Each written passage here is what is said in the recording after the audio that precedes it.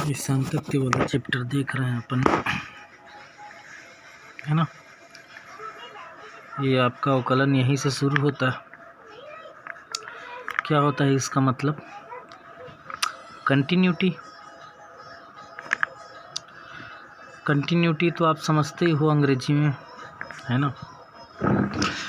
जैसे आप बिलासपुर से रायपुर आए ट्रेन में, या रायपुर से बिलासपुर गए ट्रेन में, हो सकता है 2-4 स्टेशनों में रुकना पड़े, लेकिन आप ट्रेन से उतरोगे नहीं, लगातार आप चलते ही रहोगे। रायपुर से अगर निकले तो आप तिल्दा, मांढर, सिलियारी, भाटापारा, निपनिया, बिल्हा, यही सब स्टेशन पड़ेंगे, बट आप ट्रेन में रहोगे और चलते रहोगे। तो बिलासपुर से लेकर अगर आप रायपुर गए, या रायपुर से लेकर बिलासपुर गए और एक ही ट्रेन में सफ़र करते रहे, एक ही ट्रेन में, भले बीच में स्टेशन पड़े, है ना। तो आप रायपुर से निकले, आप बिलासपुर पहुँचे और बीच बीच में कोई स्टेशन पड़ा, वहाँ पर आप ट्रेन के साथ रुक गए, है ना, लेकिन चलते ही गए। तो इस तरीके की जो चीज़ें होती है कि कोई फंक्शंस है, कोई भी फंक्शन है, जैसे एफ(x) है, एफ(x) इज इक्वल टू आप मान लो 2x, मान लो 2x। तो ऐसा कोई फंक्शन है जो परिभाषित है किसी पर्टिकुलर पॉइंट पर, तो वो कहलाता है क्या? सातत्य, कंटिन्यूटी। इसको और समझेंगे थोड़ा सा, हो सकता है इस एग्जांपल में आप लोग को समझ नहीं आया, क्योंकि ये मैथ्स वाला एग्जांपल था नहीं। मैंने कहा रायपुर से बिलासपुर, तो हम कुछ दूसरे तरीके से भी समझ सकते हैं, है ना। तो अपन मैथमेटिक्स में देखें इसको, तो एक तो आप ये जान लो कि कंटिन्यूटी, देखो सातत्य थोड़ा सा समझने वाला चीज़ तो नहीं है, लेकिन कंटिन्यूटी अंग्रेजी में अच्छे से समझ में आता है। कंटिन्यूटी मतलब लगातार, कंटिन्यूटी मतलब लगातार। ये है आप लोगों का चैप्टर का नाम लगातार। तो आप समझ ही गए हो कि मैंने ये एग्जांपल क्यों दिया रायपुर से आपको बिलासपुर वाला। इसका मतलब ये हुआ, दिए गए अंतराल में किसी फलन का परिभाषित होना। क्या बोला मैंने? दिया गया अंतराल, मतलब जैसे रायपुर से बिलासपुर, ये दिए गए अंतराल, जैसे हम लोग लिखते हैं ना 0 to 1, 2 to 4 या 5, ऐसा लिखते हैं ना। तो इस दिए गए अंतराल में कोई फंक्शन जो है वो पर्टिकुलर क्या हो? परिभाषित हो, डिफाइन हो, तो उसको बोलते हैं कि ये फलन जो है ये कंटिन्यू है। ओके, चलो मैं मानता हूँ अभी आप लोगों को समझ में नहीं आया सातत्य का मतलब, कंटिन्यूटी का मतलब, तो मैं और समझाता हूँ आप लोगों को, ठीक है, शायद इसमें समझ में आ जाए। जैसे y बराबर 2x एक फलन है, इतना तो समझ में आता है कि फलन किसको बोलते हैं, है ना भाई, है ना। ये एक फलन है, y में x का फलन है, y में किसका फलन है? x का फलन है। मतलब क्या हुआ? तो मतलब ये हुआ कि y का मान जो है x के साथ बदलते जाएगा। y का मान किसके साथ बदलते जाएगा? x के साथ बदलते जाएगा। अतः हम कह सकते हैं कि x के मान के लिए y फलन परिभाषित है। x के जो वैल्यूज़ होंगे, x के वैल्यूज़ जैसे 1 भरेंगे, 2 भरेंगे, 3 भरेंगे, तो इसके लिए y जो है वो परिभाषित। अब परिभाषित कैसे हुआ? जैसे मान लो ये y बराबर 2x जो है ये एक फंक्शन है, ठीक है। अब मान लो मैं x इज इक्वल टू क्या भरता हूँ? 1 भरता हूँ, तो y का मान कितना आएगा बताओ?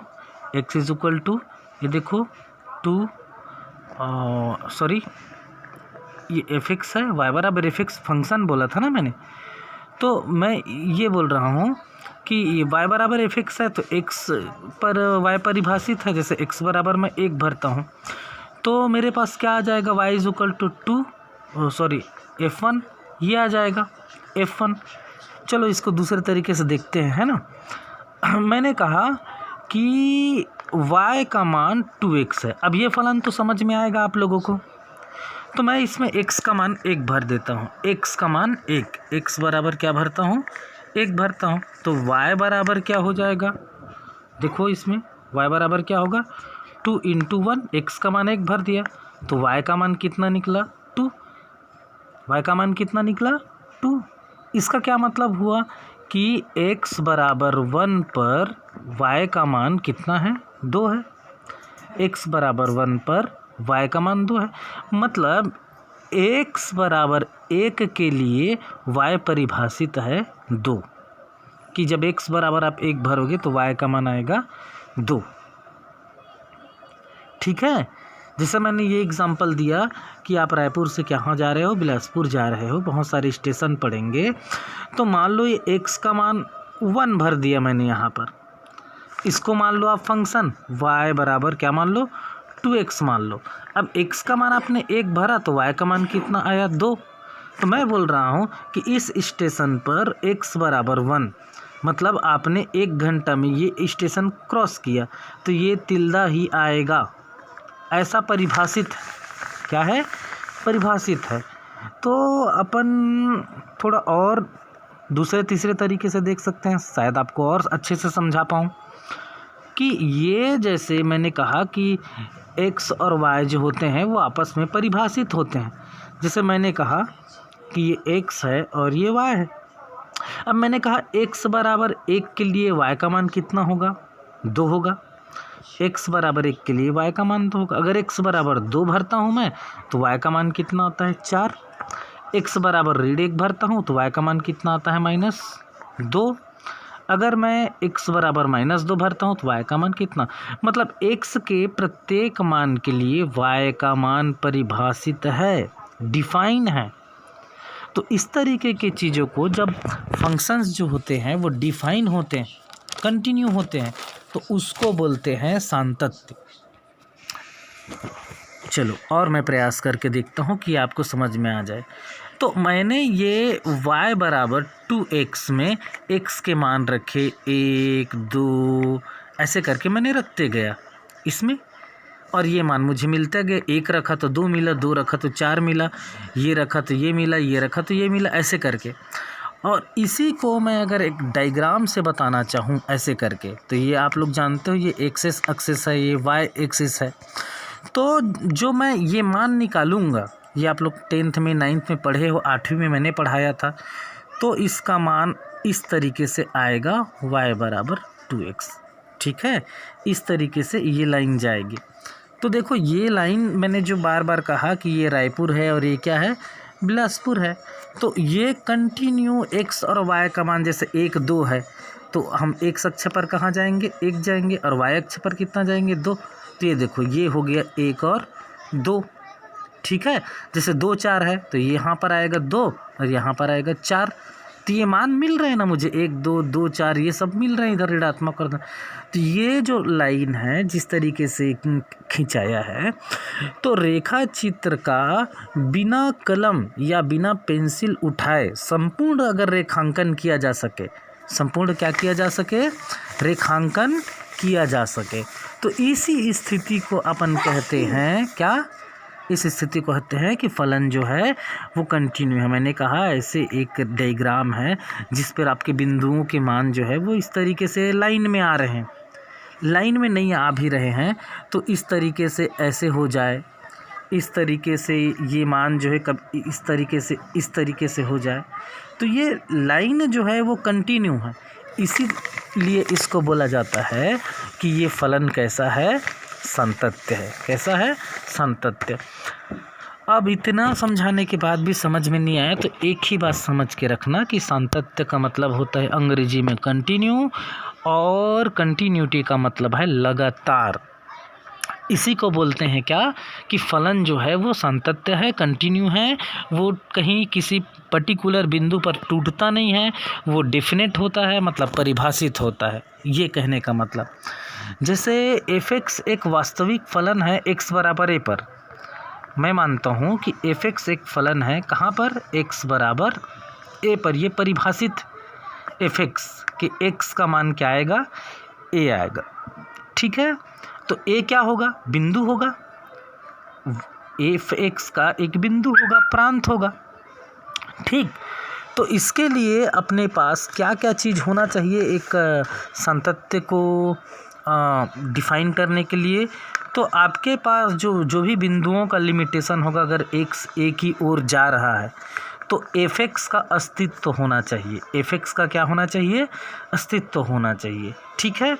और दूसरा पॉइंट है एक्स बराबर ए पर जो इसका प्रांत है, इस पर जो एफ एक्स है ये क्या होना चाहिए, परिभाषित होना चाहिए, पता होना चाहिए कि एक्स का मान 1 रख रहे हैं तो वाई का मान 2 ही आएगा। और इसमें एक प्रतिबंध है कि लिमिटेशन है और एक्स ए की ओर जा रहा है, तो एफ एक्स का जो मान होगा वो एफ ए आएगा। मतलब ये एफ एक्स जो है, ये एफ एक्स जो है ये इस किसके बराबर होना चाहिए, अपने डोमेन के प्रांत के बराबर होना चाहिए। ये इस तरीके की चीज़ें हैं जिससे अपन सातत्य को अच्छे तरीके से समझ सकते हैं। अब अगर इतना पर भी आप लोगों को समझ में नहीं आया है तो अपन क्या करेंगे, एक एग्ज़ाम्पल देखेंगे। क्या करेंगे, एग्ज़ाम्पल देखेंगे, ठीक है। तो जैसे x बराबर 1 दिया है, x बराबर क्या दिया है, 1 दिया है, और एक फलन दिया है कि एफ एक्स बराबर 2x + 3 पर ये जांच करो कि ये फलन सातत्य है कि नहीं। मतलब अगर x का मान 1 है तो ये जो फंक्शन हम लोग दिए हैं 2x + 3 जो है ये कंटिन्यू है कि नहीं, ये प्रश्न है। प्रश्न क्लियर समझ में आ गया। x बराबर 1 पर ये जो f x is equal to 2x + 3 ये है, ये कंटिन्यू है कि नहीं, ये चेक करना है। क्लियर समझ में आया प्रश्न। तो अपने को फिर क्या करना पड़ेगा, अपने को फलन दिया है f x is equal to 2x + 3, ये दिया है अपने को क्या, फलन, ठीक है। अपन क्या करेंगे, क्या बोला है, x बराबर 1 पर चेक करो बोला है, तो 1 रख देंगे। ये 1 रख दिए, ये x के भी जगह पर 1 रख दिए, प्लस कितना है 3, तो 2 एकम 2 और 2 एकम 2 और प्लस कितना है 3, तो उत्तर कितना आया अपने पास 5। कितना आया 5। कहाँ पर आया, x बराबर 1 रखने पर अपने को वैल्यू मिला 5। मतलब इसको आप ऐसा समझ लो, इस प्रश्न को आप ऐसा समझ लो कि ये लाइन है जहाँ पर ये x अक्ष है, ये -x अक्ष है, और यहाँ पर x बराबर 1 रखने पर, x बराबर 1 रखने पर उत्तर कितना आया है 5। कितना आया है 5। तो हम ये जो संख्या रेखा देखते हैं जहाँ पर ये 0 होता है, ये राइट साइड होता है और ये लेफ़्ट साइड होता है, तो x बराबर 1 रखने पर 5 आया। तो हम इसी बिंदु पर, इसी पॉइंट पर देखते हैं कि इसका राइट हैंड और इसका लेफ्ट हैंड क्या 5-5 मान देता है, क्या इधर भी 5 आता है, क्या इधर भी 5 आता है। अगर इस बिंदु के लेफ्ट साइड को हल करेंगे 5 आएगा, अगर इसके राइट साइड को हल करेंगे 5 आएंगे, और यहाँ x1 का मान रखने पर 5 आता है, तीनों मान बराबर होते हैं, तो ये फलन कैसा होगा, सातत्य होगा। ये फलन कैसा होगा, सातत्य होगा। क्लियर है, नहीं क्लियर हुआ होगा तो मैं और कोशिश करता हूँ, ठीक है। तो अपने को सातत्य का जांच करना है, फलन जो है वो क्या है, ये एफ एक्स बराबर 2x + 3 है, ये ठीक है, ये फलन का सातत्य का जांच करना है। तो सबसे पहले हमने क्या किया, f1 रख दिया, क्योंकि क्या बोला है x बराबर 1 पर जांच करो, तो f1 रखे तो मान अपने को कितना मिला, 5 मिला।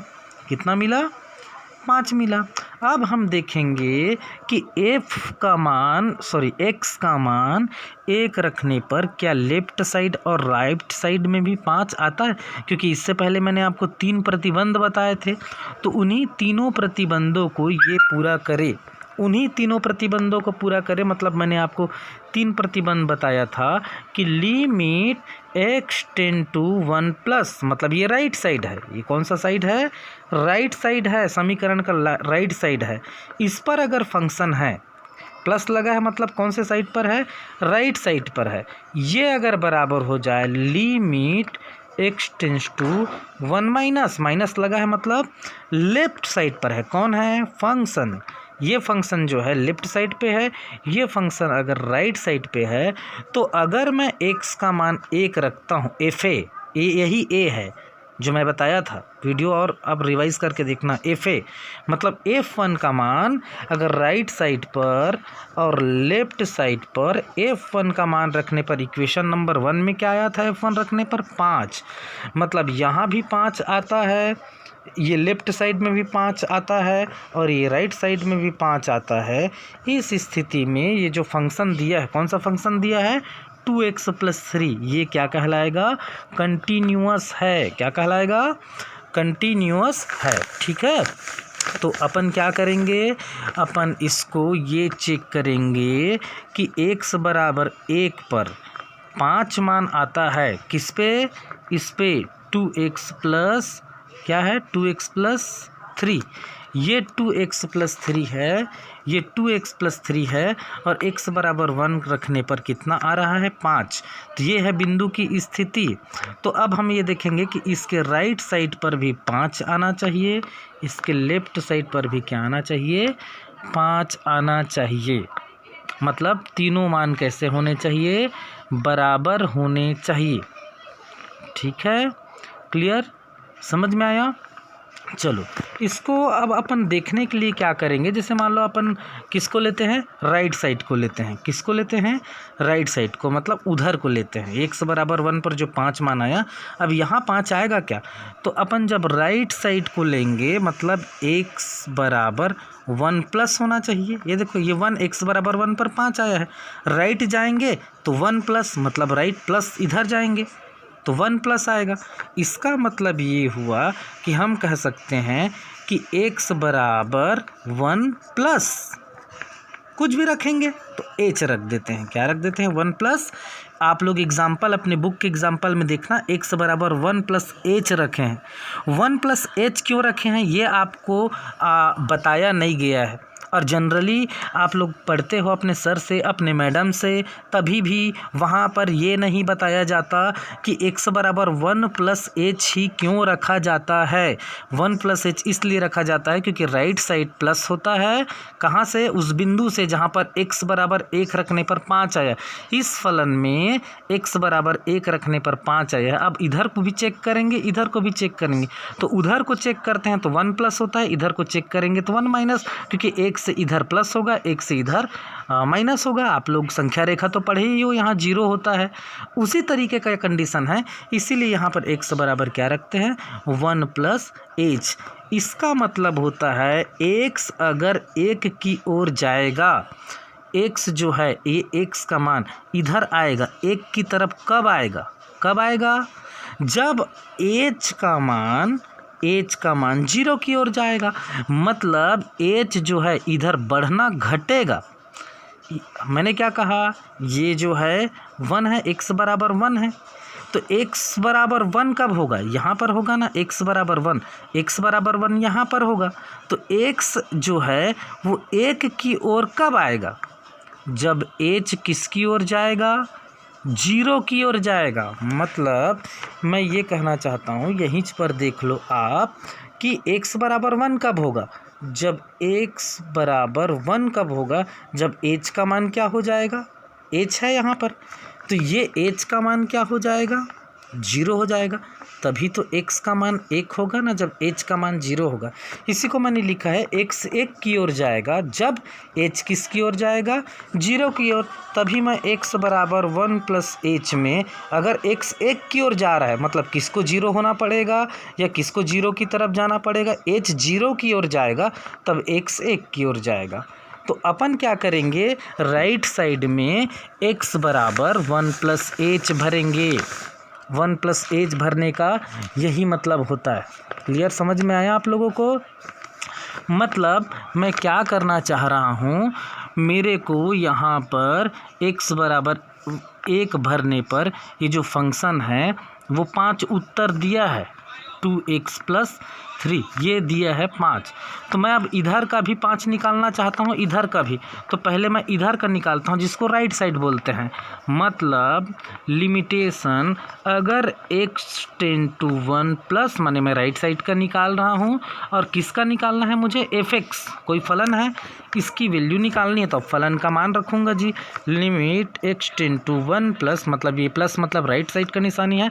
और मेरे पास फंक्शन क्या है, फंक्शन के बदले में है 2x प्लस 3। क्या है, 2x प्लस 3। मैंने क्या कहा कि लिमिट x 1 की ओर तब जाएगा, लिमिट जब h किसकी ओर जाएगा, 0 की ओर जाएगा। 2x प्लस 3, 2x प्लस 3, ये देखो इसके बराबर में, इसके बराबर में ये होगा। लिमिट x 1 की ओर जाएगा और फंक्शन कब, जब h किसकी ओर जाएगा, 0 की ओर, और फंक्शन। तो आगे मैं क्या करूँगा, limit h tend to 0 to x की जगह पर मैंने क्या भर देना है, 1 प्लस h, 1 प्लस h भर देना है। 1 प्लस h मतलब x 1 की ओर तब जाएगा जब h क्या होगा, 0, h क्या होगा, 0 प्लस 3। तो मैंने फंक्शन पे x की जगह पर, फंक्शन पे x की जगह पर 1 प्लस h रख दिया है। मैंने आपको बताया था कि x की जगह पर 1 प्लस h क्यों रखते हैं, कि x 1 की ओर तब जाएगा जब h 0 की ओर जाएगा, इसलिए x is equal to 1 plus h भरा जाता है। अब इसको अपन सॉल्व करेंगे तो सूचित करता है 2, 1 प्लस h तो 0 हो जाएगा। देखो लिमिट लगा हुआ है 0, तो भर दो उसी लिमिट को, प्लस 3, तो ये हो जाएगा 2, यहाँ से केवल 1 आएगा और प्लस 3, तो ये हो जाएगा 2 1 ज़ा 2 प्लस 3 इज इक्वल टू 5, 5, 5, 5। मतलब इधर का भी मान क्या आया, राइट साइड का भी मान क्या आ गया, 5 आ गया। देखो x बराबर 1 पर 5 आया था, और जब हम इसी को 1 प्लस किए मतलब हमने x is equal to 1 plus h किया। 1 प्लस किया मतलब 1 के बाद आगे बढ़ना है, तो हमने मान लिया कि h कुछ होगा और आगे में। तो जब हमने 1 प्लस h भरा किसके बदले में, x के बदले में, यहाँ पर x के बदले में 1 भरा था तो 5 आया था। राइट साइड पर जब हम जाएंगे तो x के बदले में 1 प्लस h भरेंगे, तभी उत्तर हमने क्या निकाला, 5। ये देखिए, ये देखिए, ये देखिए, ये लिमिट x 1 की ओर प्लस में मतलब आगे बढ़ रहा है। और इसी फंक्शन का अपने को क्या करना है, संतत्य का जांच करना है। तो अपन ले h टेंड टू 0 ले लिया, जब h 0 की ओर जाएगा तो x 1 की ओर जाएगा, तो इसके बराबर में इसको लिख दिया हमने। और अब x का मान, चूँकि हम राइट साइड का खोज रहे हैं, तो 1 प्लस h भर दिए और इसका मान कितना आया, 5 आया। कितना आया, 5 आया। अब हम ये देखेंगे कि क्या इसी तरीके से लेफ्ट हैंड साइड का मान को भरेंगे, लेफ्ट हैंड साइड को, तो क्या इसमें, इस फंक्शन में 5 आएगा। तो अपन क्या करेंगे, limit x tends to 1 minus, अब देखो लेफ्ट साइड को खोज रहे हैं, fx इज इक्वल टू, ये fx का मान अब अपने को क्या कर देना है, भर देना है। ऐसा कब होगा, जब limit h tend to 0, sorry h, हाँ ठीक है 0, x जो है इस तरफ रीड में जाएगा, ये ऐसा है, ये दे। अब इधर को खोज रहे हैं अपन, तो जो x इधर x बराबर 1 पर क्या आया था, 5 आया था। तो x बराबर 1 पर आया था, तो हम लोग लेफ्ट को अब निकाल रहे हैं। तो फंक्शन जो है h 0 की ओर जाएगा, जब h इस तरफ जाएगा तभी तो x का मान 1 होगा। तो अपने को यहाँ पर भर देना है, सॉरी फंक्शन का मान 2x प्लस 3। ये देखो fx बराबर ये, और h अगर 1 की ओर जा रहा है तो h 0 की ओर जाएगा, तो ये अपन ने भर दिया। अब इसी को अपन क्या करेंगे, सॉल्व करेंगे मतलब लिमिट h टेंड्स टू 0, इस बार हमने 2 और x के बदले में क्या भर देना है, इस बार अपन ने क्या भर देना है, x के बदले में 1 माइनस h भर देना है प्लस 3, और h का मान 0 को इसमें रख देंगे अपन, तो आ जाएगा 2, 1 माइनस 0 प्लस 3, और ये हो जाएगा 2 1 ज़ा 2 प्लस 3 इज इक्वल टू 5, तो इस तरफ का भी मान 5 आया था और इस तरफ का भी मान 5 आ गया, और x बराबर 1 पर भी क्या आ गया, 5 आ गया। तो कहने का ये मतलब हुआ कि हमने जो 1 निकाला था, x का मान 1 भरने पर क्या निकाला था, 5 निकाला था उत्तर, ये पहला हमने निकाला था। दूसरा हमने x is equal to 1 plus h भरा था राइट साइड के लिए, तब भी 5 आया था। और तीसरा हमने x बराबर 1 माइनस एच भरा था, तब भी हमको क्या मिला था 5। और ये तीनों कंडीशन को मैंने क्या बताया था कि ये फलन जो है वो कंटिन्यू है कि नहीं, ये जांच करो बोला। कहाँ पर? x बराबर 1 पर कंटिन्यू है कि नहीं जांच करो बोला। तो x बराबर 1 पर मैंने जब मान भरा तो उत्तर कितना आया? 5 आया। अब कंटिन्यू होने के लिए 3 प्रतिबंध होने चाहिए, 3। एक तो x बराबर 1 पर 5 आया, तो अब हम राइट साइड की खोज करेंगे तभी भी उत्तर कितना आना चाहिए? 5। और लेफ्ट साइड की खोज करेंगे तभी भी उत्तर कितना आना चाहिए? 5। हमारा तीनों उत्तर 5-5 था। हमने राइट साइड के लिए क्या भरा था? x बराबर 1 प्लस एच। क्यों? क्योंकि इधर जाएंगे तो हमको प्लस मिलेगा, इसीलिए 1 x बराबर 1 में प्लस कर दिए। h मतलब क्या? आगे की ओर। और इसी तरीके से हमने यहाँ पर x बराबर क्या भरा था? 1 माइनस एच, मतलब 1 यहाँ तक, x बराबर 1 माइनस एच मतलब इधर आगे की ओर। और तीनों ही स्थितियों में हमने क्या पाया? तीनों ही स्थितियों में हमने पाया कि फलन का मान तीनों ही स्थितियों में एक समान है। इसीलिए फलन x इज इक्वल टू 1 पर, इसीलिए फलन x इज इक्वल टू 1 पर कंटिन्यूट है। कंटिन्यू मतलब ये फलन जो है वो किसको प्रदर्शित करता है? किसको? सातत्यता को प्रदर्शित करता है। मतलब limit x tend to 1 plus f x बराबर होगा limit x tend to 1 minus is equal to f x. जो फंक्शन दिया गया है x बराबर 1 पर, जो फंक्शन दिया गया है वो लेफ्ट हैंड साइड पर भी राइट हैंड साइड पर भी समान वैल्यू दे रहा है, एक जैसा उत्तर आ रहा है। इसीलिए हम कह सकते हैं कि ये जो फंक्शन दिया गया था, कौन सा फंक्शन दिया गया था अपने को? कि आपको f x is equal to 2x plus 3 जो है ये x बराबर 1 पर सातत्य है कि नहीं, ये कंटिन्यू है कि नहीं। तो हमने 3 काम किया। कौन कौन से 3 काम किया? पहला तो x बराबर 1 ही भर के देख लिया, इसमें x बराबर 1 भर के देख लिया और उत्तर क्या निकाला? 5। फिर हमने राइट साइड की तैयारी की और राइट साइड में 1 प्लस एच भरा, यहाँ x बराबर 1 भरा, यहाँ 1 प्लस एच भरा। 1 प्लस एच भरा मैं क्यों समझा चुका हूँ, यहाँ भी उत्तर 5 आया। फिर हमने लेफ्ट साइड ढूंढा और लेफ्ट साइड में 1 माइनस एच भरा और तभी भी आंसर क्या आया? 5। इस तरीके की कंटिन्यूटी थी कि x बराबर 1 पर फंक्शन का मान 5 आया, राइट साइड में 5 आया, लेफ्ट साइड में 5 आया। और अगर कोई फंक्शन किसी बिंदु पर सेम रिजल्ट देता है, 5 आगे सेम रिजल्ट देता है, पीछे सेम रिजल्ट देता है, इस स्थिति में हम उस फलन को बोलते हैं कंटिन्यू है। जैसे एक ट्रेन है, मैंने पहले भी समझाया था, आप रायपुर से बिलासपुर जा रहे हो, बीच बीच में जो स्टेशंस आते हैं उन स्टेशनों पर x की वैल्यू भरते जाइए और y की वैल्यू क्या करते जाइए? निकालते जाइए। अगर ये परिभाषा क्लियर होता है, x के प्रत्येक मान के लिए y का मान निश्चित होता है, परिभाषित होता है, लेफ्ट बराबर राइट होता है और बीच के बराबर होता है, तो इस स्थिति में फंक्शन को बोला जाता है कि ये जो फंक्शन है ये कैसा है? कंटिन्यू है। और इसको फॉलो नहीं किया गया तो इस फंक्शन को क्या बोलते हैं? कि ये डिसकंटिन्यू है। क्या बोलते हैं? कि डिसकंटिन्यू है। तो आपको मैंने पढ़ाया किसके बारे में? सातत्यता के बारे में। और सातत्यता में मैंने बताया कि इसका मतलब होता है कॉन्टिन्यूटी, मतलब फलन लगातार प्रत्येक बिंदु पर एक जैसा व्यवहार कर रहा है। और अगर इसको हम रेखा चित्र के माध्यम से बनाएंगे तो बिना कोई किसी भी प्रकार का 3-5 किए हम एक फलन को यहाँ से ऐसे खींच सकते हैं, मतलब बिना पेन या पेंसिल उठाए। मतलब यहाँ से अगर फंक्शन शुरू होता है रायपुर से तो सीधा कहाँ जाके रुकता है? बिलासपुर पे। और इसके प्रांत मतलब बीच बीच में जो मान होते हैं, ये बीच बीच का जो वैल्यू होता है, अगर यहाँ पर हम निकालें तो इधर और इधर का वैल्यू सेम हो जाएगा। ठीक। तो इस तरीके से लेफ्ट हैंड राइट हैंड और फंक्शन का मान पर्टिकुलर पॉइंट पर x बराबर 1 पर बोला गया था इस उदाहरण में, तो समान आता है। तो हम बोलते हैं कि ये फंक्शन कैसा फंक्शन है, कंटिन्यू फंक्शन है। जो भी कुछ समझ में ना आए उसको आप लोग प्लीज़ पूछ लेना।